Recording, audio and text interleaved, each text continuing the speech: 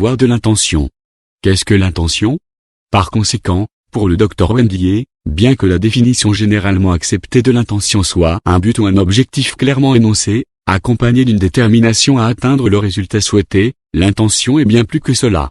Selon lui, c'est quelque chose qui transcende l'ego et la volonté individuelle. En fait, selon l'intention de l'auteur, ce n'est pas ce que nous voulons faire, mais une force qui existe dans l'univers sous la forme d'un champ d'énergie invisible.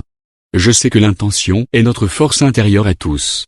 Il s'agit d'un champ d'énergie intangible qui transcende nos repères quotidiens habituels. Les intentions existaient avant même que nous les concevions. Nous sommes capables d'attirer cette énergie et de vivre nos vies d'une manière sans précédent. Où est ce champ énergétique? Le Dr Wendier nous dit qu'en fait, il est en tout lieu, car elle fait partie intégrante de tout ce qui compose l'univers. Selon lui, nous avons été une énergie invisible depuis le début, et l'intention réside dans ce champ d'énergie spirituelle invisible et vibrant. Le but est cet endroit omniprésent et s'occupe de tout en notre nom. Le sens de l'intention omniprésente. L'intention est une force qui est partout présente, sous la forme d'un champ d'énergie. Elle ne se limite pas au développement physique. C'est aussi une source de développement immatériel. Ce champ d'intention est présent à votre portée. Lorsque vous l'activerez, votre vie prendra un tout autre sens et vous serez guidé par l'intention. Comment sommes-nous arrivés à croire que nous sommes déconnectés du pouvoir de l'intention?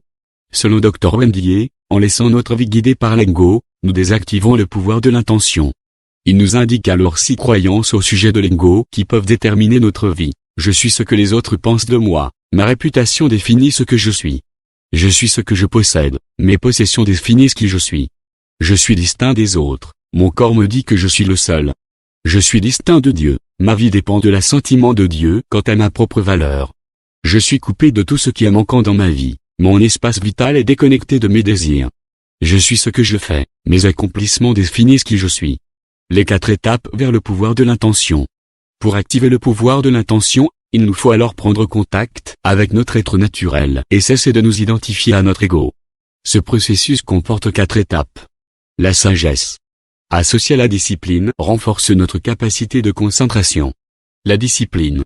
Apprendre une nouvelle tâche et concrétiser ce que l'on souhaite demande une implication et de l'entraînement. Exemple, se brosser les dents chaque soir, manger végétarien, etc. L'amour. Après avoir sagement formé notre corps et utilisé notre intelligence pour étudier les tâches futures, nous devons apprendre à aimer ce que nous faisons et à faire ce que nous aimons. L'abandon. C'est la source de l'intention. Notre esprit et notre corps deviennent le centre d'intérêt. Il s'agit simplement d'accepter une force incommensurable et indescriptible, une force qui transforme les glands en arbres, les fleurs en pommes et les minuscules cellules en humains. Passer de la conscience du pouvoir de l'intention à la connaissance du pouvoir de l'intention. L'intention est le champ d'énergie invisible inhérent à toutes les formes physiques. Par conséquent, il fait partie du monde immatériel du Saint-Esprit. Notre langue, nos écrits et nos symboles ne peuvent pas l'expliquer. Ainsi, il ne sert à rien de s'acharner à comprendre l'intention à l'aide de raisonnements ou de chercher à la décrire adéquatement avec des mots. L'intention est, en fait, une prise de conscience intérieure que nous ressentons explicitement comme telle. Les 7 visages de l'intention. L'intention possède 7 visages. Les visages de la créativité. Le pouvoir de l'intention ne peut être que créateur, sinon il n'existerait pas. Il est vrai que nous sommes dans la chair, mais avant cela, nous sommes des embryons, des cellules, une énergie invisible.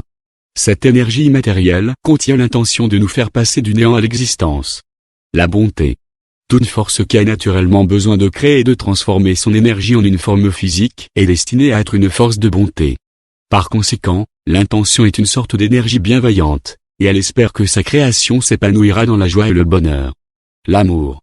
Le champ énergétique de l'intention est l'amour pur, qui ouvre un environnement de pleine coopération. Par conséquent, si nous pouvons voir ce champ d'énergie, nous verrons la créativité et la gentillesse dans le champ infini de l'amour. La beauté. Une expression créative aimable et aimante ne peut être que belle. En fait, même dans les endroits où les gens ne peuvent pas voir, de beaux visages existent toujours. L'expansion. Pour comprendre cet aspect de l'intention, on peut penser à un petit point qui se réplique continuellement, devient de plus en plus grand, puis s'insère tout en continuant à s'étendre et à s'étendre.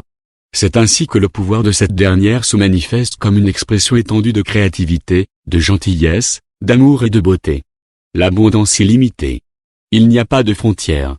Cette réalité est partout à la fois. En fait, notre potentiel est illimité. La réceptivité. L'acceptation de l'intention ne rejettera personne.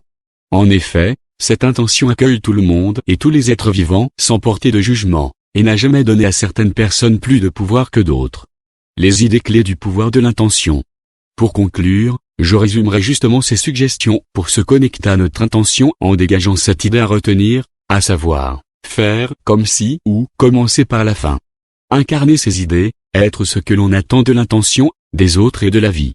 Modifier ses croyances, porter un regard différent sur les choses que nous voulons changer. Oublier son ego. Exprimer sa gratitude. Avoir la foi, la certitude, s'abandonner à l'intention, lui avouer une confiance aveugle. Méditer.